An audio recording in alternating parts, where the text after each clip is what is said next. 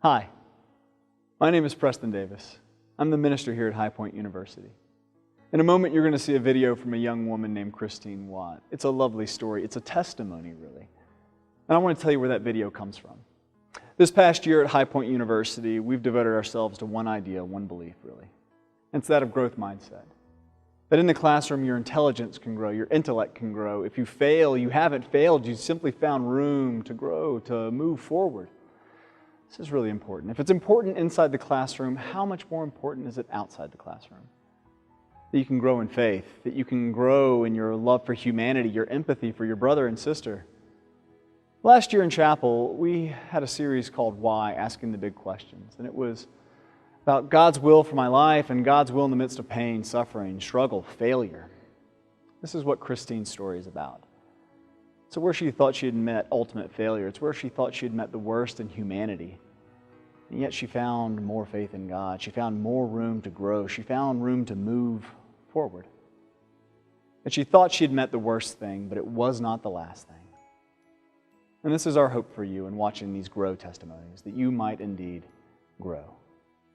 We hope you enjoy.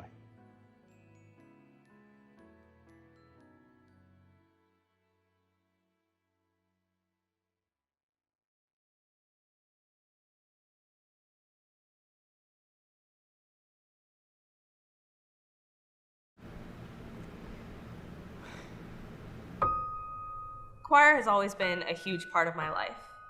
I was enrolled in the same choral organization from the age of 3 to the age of 17. And in that time, I grew very close to the director of the choir, Kathy Blair.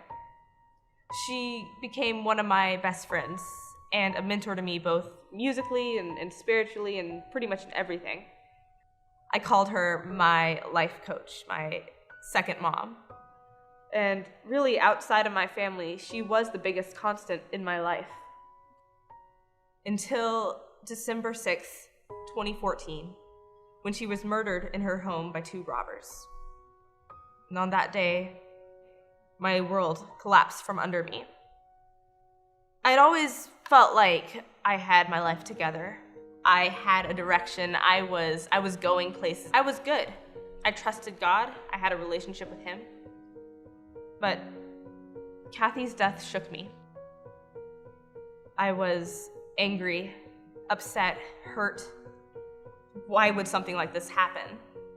I wanted to run away. I wanted to retreat into myself, but I was the chaplain of the choir and the assistant director, so I felt stuck.